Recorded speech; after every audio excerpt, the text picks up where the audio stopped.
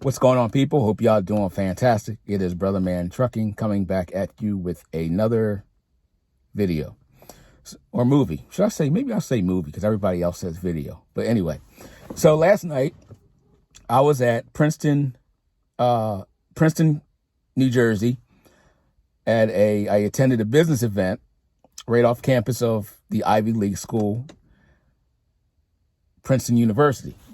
So the speaker there was Dan Pena. You can just Google his name, YouTube his name. You'll see all kinds of videos about him. So he was there. He gave an event there. So said, well, he's close enough. Let me go check him out, see what he says. Now, his thing is about creating generational wealth. Now, he's according to the world standard, very wealthy man, so he must know something that I don't know. So that's why I went. He's in the 70s. So obviously he knows a lot of stuff that, a lot of us don't know. So there's some takeaways. There's some stuff like, I'm not going to touch that. But anyway, that's not what this video is about.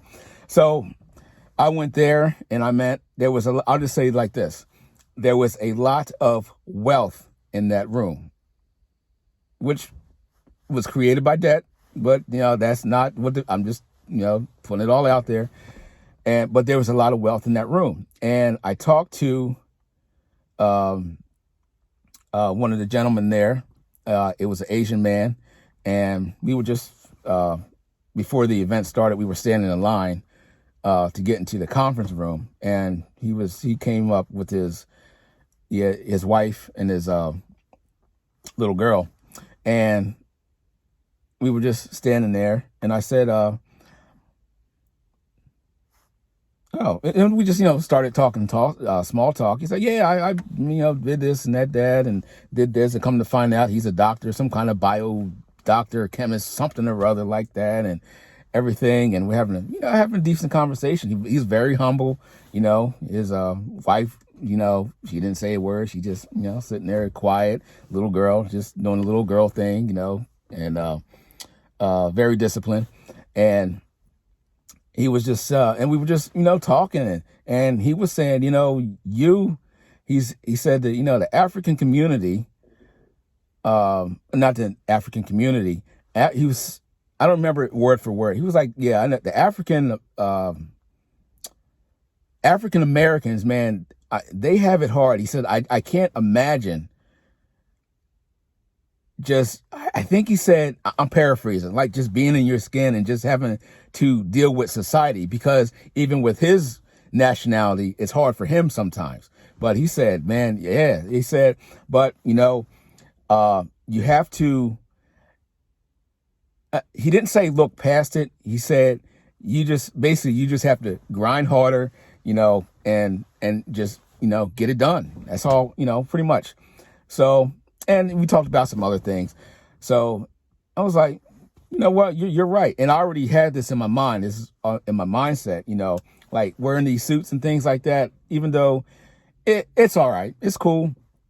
But I think I might start when I'm interacting with public, going out, just to the public, when I don't have to work on the truck or something like that. Cause truck driver, boy, you don't even have to be a truck driver. If you're used to working with your hands, working outside, working in the dirt and stuff like that, you forget that you got nice clothes on. You just jump out there, get the wrenches and the stuff and get your stuff all greasy. So I just got to be conscious of that. My wife, Ishaya, she's like, make sure you change your clothes. You got it. Yeah. Where's your work clothes? Yeah. Yes. You're right. So, so the whole thing with this is, with everything going on in the economy and the world and stuff like that, there's going to be rich and there's going to be poor. So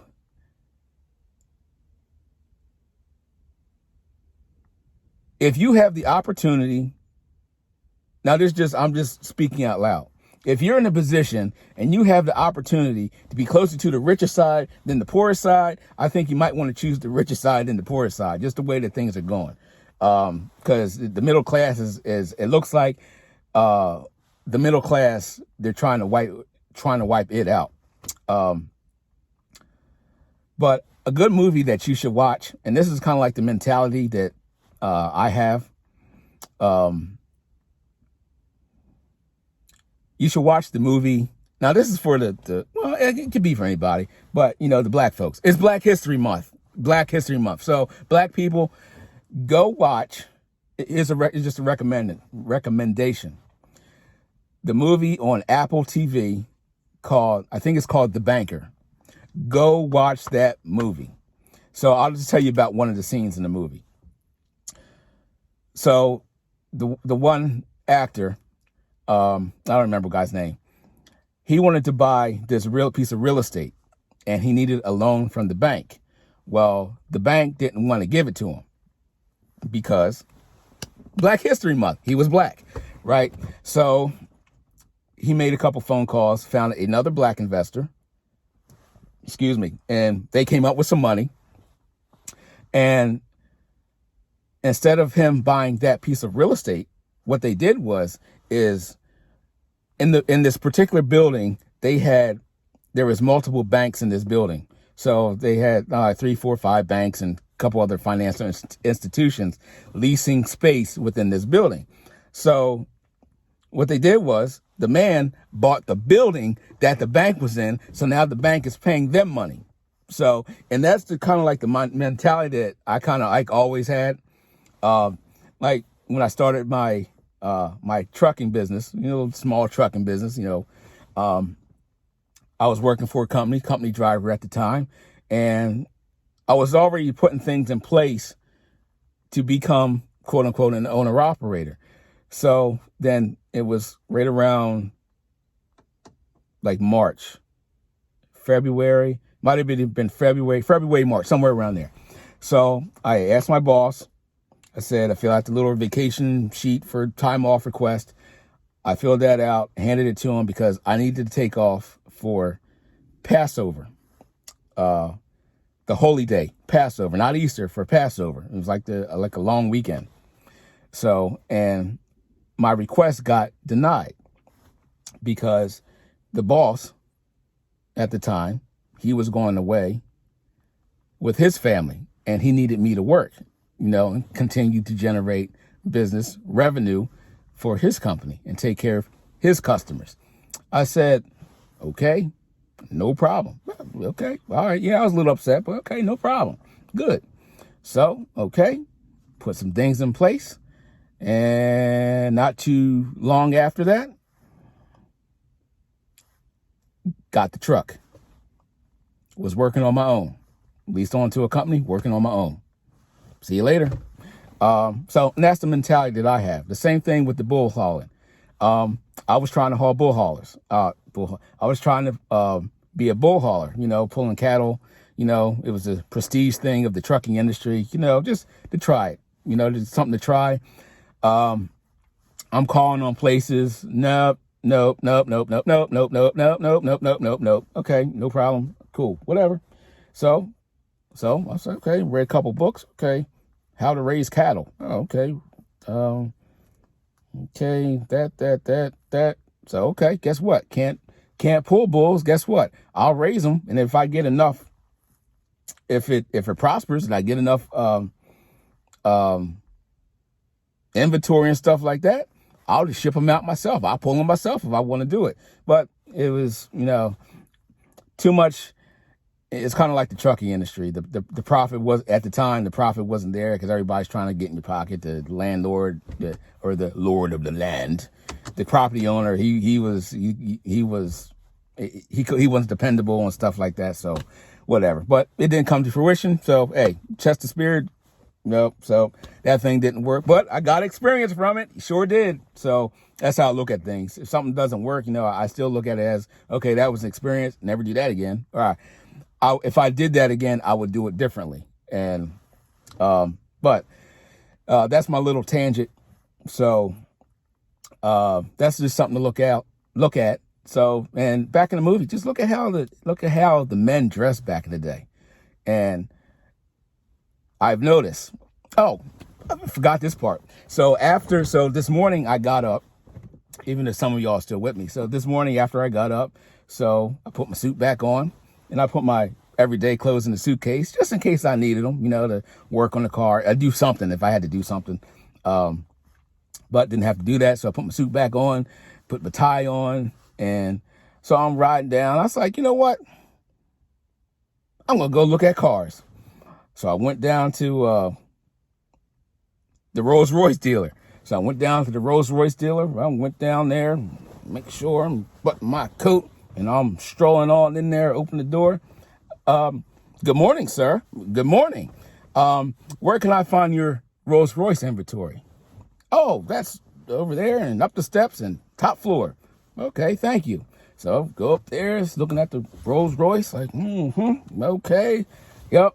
So then I've found the salesman. So talking to the salesman, I'm just, I'm just looking. I ain't buying nothing today.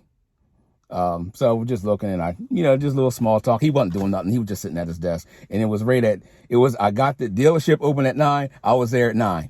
So, there was nobody in the dealership. So, except for, the employees, and some of them weren't even there yet. So, and I said, well, they ain't there yet. What? This supposed to be 15 minutes early. Where are they at? So, yeah, we had a little conversation, and, and told him, I was up at Princeton, at Princeton University. Dan Penny had a conference there, event there. He's, oh yeah, I watched Dan Penny. See, all the business people, they know. You just mentioned, it's part of your, I would just say, in the business world, part of your positioning, right? It's who you know. I mean, it's just how it is. I didn't create this, just how it is. So we talked a little bit, but, I stayed there for about a half hour. He's showing me the cars. He won't let you sit in them. He'll open the doors. You can look, you can stick your head in, but you can't sit in them. But, I said, okay, thank you for your time. And, you want any coffee or anything? You can hang around and look at it. I'm good. Thank you. So that's what I did today. And believe me, I'm content. I'm content with such things that I have. Got a 72 Chevy pickup truck sitting here. That's the workhorse. If I need to go get, just garden materials and stuff like that for around the house and stuff like this. I got a 10-year, no, it's not 10 years. Let me see. 22, 10. I got a 12-year-old Buick that I'm sitting in right here. I'm content. I drive a 1990 Kenworth. I'm content with that. But,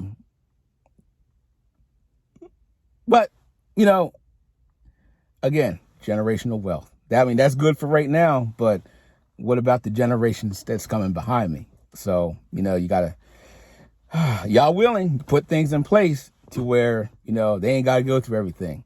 Oh, here's another. This video is kind of long. Well, that's all right. One thing that Mr. Penny was talking about was your emotional bank account. He says you have a financial bank account and you have an emotional bank account. And what happens is, and I've heard this before, so he's not the only one that, that says this. Heard this before. So you're going up, your mother and your father need to instill in you values of having high self-esteem about yourself, right? And he was saying in this generation that is lacking tremendously. Not in everybody, but it's lacking tremendously. And he was saying, men have no huevos. That means balls. It could be eggs too in Spanish, right? And he was like, it's sad. He calls everybody meatheads and stuff like that. Just don't take it personal. But yeah. So, going back to that, you got to build up your emotional bank account. If you don't have one already built up, to where, stop taking everything personal, just business is business, you're going to get rejection. You're going to get this, you're going to get that, but, be tough, stuff, I don't need to go into all the detail and stuff like that. All this stuff is on YouTube. It's free. But that's all. That was the takeaway from last night, or what the topic was what the topic was last night. That's what it was about. So we're just about 15 minutes. So that's long enough. Little long-winded for this one. I will see you later.